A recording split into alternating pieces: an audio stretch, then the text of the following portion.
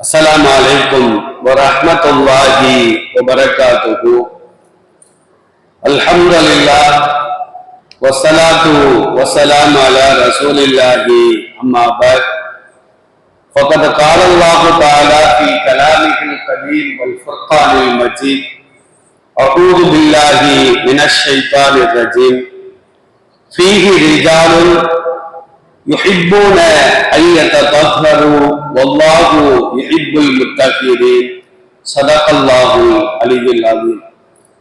கணியத்திற்குரிய எல்லாம் அல்ல அல்லாஹ்வின் நல்லடியார்களே, நபிகள் நாயகம் ஸல்லல்லாஹு அலைஹி வஸல்லம் அவர்களுக்கு அல்லாஹ் ஒரு வசனத்தை இறக்கி வைக்கின்றார். ஃபீஹி ரிஜாலுன் மஸ்ஜிது குபா, மதீனாவிற்கு அருகிலே நபிகள் நாயகம் ஸல்லல்லாஹு அலைஹி வஸல்லம் அவர்கள் முதலாக எழுப்பிய ஒரு பள்ளிவாசல். அந்த குபா என்ற பள்ளியிலே சில ஆண்கள் இருக்கிறார்கள். அவர்கள் சுத்தமாக இருப்பதற்கு பிரியப்படுகிறார்கள். யார் சுத்தமாக இருக்கிறார்களோ அவர்களை அல்லாஹ் பிரியப்படுகிறான் என்ற பொருள்பட ஒரு வசனத்தை நபிகள் நாயகம் ஸல்லல்லாஹு அலைஹி வஸல்லம் அவர்களுக்கு அல்லாஹ் இறக்கி வைக்கின்றார். ஆக சில சஹாபாக்களை புகழ்ந்து இந்த வசனம் இறக்கப்படுகிறது. உடனே நபிகள் நாயகம் ஸல்லல்லாஹு அலைஹி வஸல்லம் அவர்கள் மஸ்ஜிது குபாவிற்கு செல்கிறார்கள். அங்கே சில சஹாபாக்கள் அமர்ந்திருக்கின்றார்கள். தோழர்களே, உங்களை புகழ்ந்து அல்லாஹ் ஒரு ஆயத்தை இறக்கி வைத்திருக்கின்றான். நீங்கள் என்ன செயல் செய்கின்றீர்கள்? அல்லாஹ் புகழ்கின்ற அளவிற்கு என்ன காரியம் செய்கின்றீர்கள் என்று நபி அவர்கள் கேட்க, அல்லாஹ்வின் திருத்தூதரே, நாங்கள் சிறுநீர் கழித்தாலோ மலம் கழித்தாலோ தண்ணீரை கொண்டும் சுத்தம் செய்வோம். அதே நேரத்தில் அசுத்தங்களை அகற்றக்கூடிய கற்களை கொண்டும் நாங்கள் சுத்தம் செய்வோம். ரசூலுல்லாஹ்வுடைய காலத்துல டேரான்னு சொல்லுவாங்க. அந்த காலத்துல பள்ளிவாசல்ல பார்த்தா அப்படின்னா களிமண்ணையும் ஆற்று மண்ணையும் கலந்து சின்ன சின்னதா வச்சிருப்பாங்க. டேரா கட்டியும்பாங்க. சிறுநீர் கழித்த பின்னால் டேரா பிடித்து விட்டுதான் தண்ணீரை கொண்டு நம்முடைய முன்னோர்கள் சுத்தம் செய்தார்கள். அந்த டேரா வழிமுறைதான் இருக்கிற வரைக்கும் சிறுநீர் சம்பந்தமான எந்த நோயும் கிடையாது. நீர் தடுப்போ, நீர் அடைப்போ, சிறுநீரகத்தில் கற்கள் உருவாகுவதோ எதுவுமே கிடையாது. சிறுநீர் கழித்த பின்னால் டேராவை பிடித்துக் கொண்டு அங்குமாக நடந்து கொண்டே இருப்பார்கள். கடைசி சொட்டு வரைக்கும் என்ன செஞ்சிருந்தா கீழே இறங்கிறோம். நம்முடைய சிறுநீர் பையிருக்குல 300 ml சிறுநீர் அதில் தேங்கும். நாம அறகுறையா சிறுநீர் கழித்துவிட்டு வந்தால் சிறுநீர் பை முழுமையாக காலியாகவில்லை என்றால் அதில் கொஞ்சம் கொஞ்சமாக சிறுநீர்கள் சேர்ந்து அதில் கிருமிகள் உருவாகி அதற்கு பின்னால் தான் நீர் கடுப்பு வருகிறது, சிறுநீர் அடைப்பு ஏற்படுகிறது, கற்கள் உருவாகிறது என்று மருத்துவர்கள் இன்றைக்கு சொல்லி காட்டுகின்றார்கள். இதற்கெல்லாம் என்ன காரணம்? ஒழுங்கான முறையிலே சிறுநீர் கழிக்காமல், ஒழுங்கான முறையை சுத்தம் செய்யாமல் இருப்பதுதான் அதற்கு முக்கிய காரணம் என்று இன்றைக்கு மருத்துவர்கள் சொல்லி காட்டுகின்றார்கள். அப்ப அந்த சஹாபாக்கள் சொல்றாங்க, யார சூழல்லாம் நாங்கள் சில நேரங்களிலே கற்களை கொண்டு சுத்தம் செய்வோம், ஆனால் அதிகமான நேரங்களிலே கற்களை கொண்டு சுத்தம் செய்துவிட்டு தண்ணீரை கொண்டும் நாங்கள் சுத்தம் செய்வோம். அப்ப 2 சுத்தம் ஏற்படுகிறது அப்படின்னு சொன்ன உடனே அப்பதான் நபி ஸல்லல்லாஹு அலைஹி வஸல்லம் சொல்றாங்க, நீங்கள் 2 வழிமுறைகளிலே சுத்தம் செய்வது அல்லாஹ்விற்கு பிடித்தமான ஒரு காரியமாக ஆகிவிட்டது. எனவேதான் அல்லாஹ் உங்களை புகழ்கிறான் என்று நபிகள் நாயகம் ஸல்லல்லாஹு அலைஹி வஸல்லம் சொல்லி காட்டுகின்றார்கள். ஹதீசுகளை நாம் திறந்து பார்க்கின்றோம். அந்த டேரா இருக்கிற மொத்தமா அழித்து போயிடக்கூடாது. அதுல 3 தான் நம்ம கொண்டு போகணும். இன்னைக்கு சில பெரியவர்களை நாம் பார்க்கின்றோம்.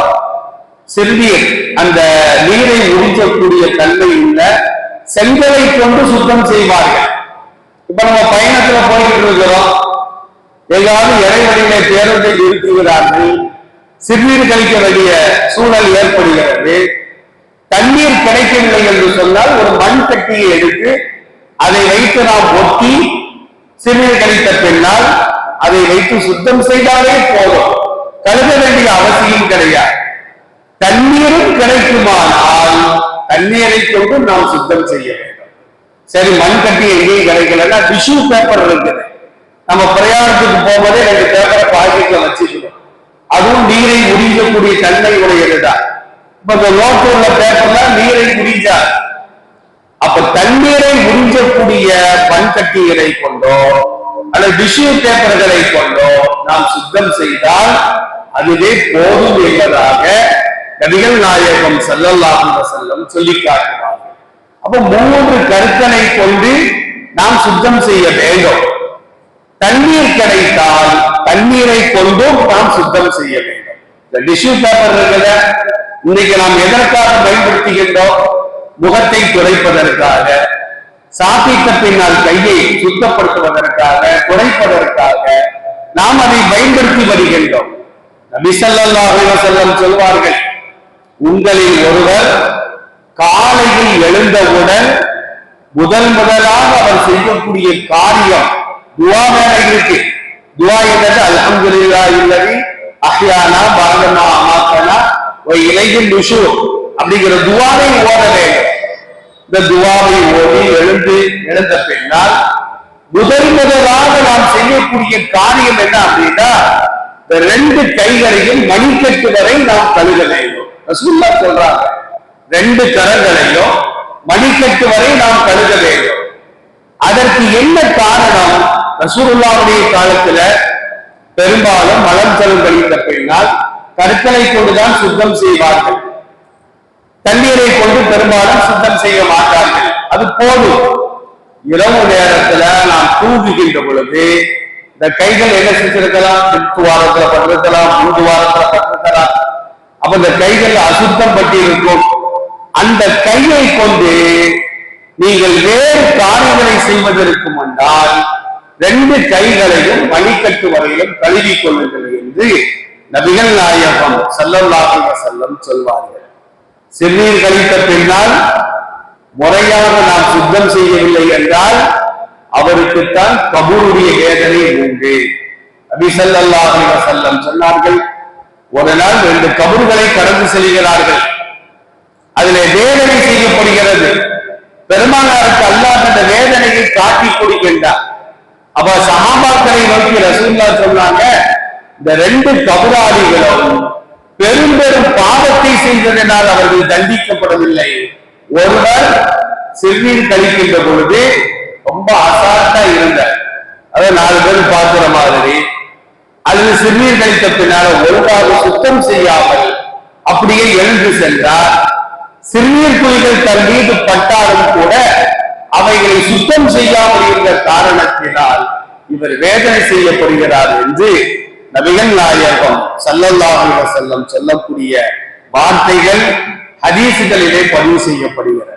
அதனால நாம முடிந்தால் கற்களை கொண்டோ நீரை உறிஞ்சக்கூடிய மற்ற பொருட்களை கொண்டோ சுத்தம் செய்த பின்னால் தண்ணீரை கொண்டோ சுத்தம் செய்தால் அல்லாஹ்வுடைய பாசம், அல்லாஹ்வுடைய பிரியம் நமக்கும் கிடைக்கும் என்பதை இந்த வசனங்கள் தெளிவுபடுத்தி காட்டுகிறது. எல்லாம் அல்ல இறைவன் அல்லாஹ்வுடைய நேசத்திற்கு ஆளாகக்கூடிய நன்மக்களாக நம் அனைவரையும் ஆக்கி அருள்புரிவானாக. வாஹிரு தஅவானா அல்ஹம்துலில்லாஹி ரப்பில் ஆலமீன். அஸ்ஸலாமு அலைக்கும் வரஹ்மத்துல்லாஹ்.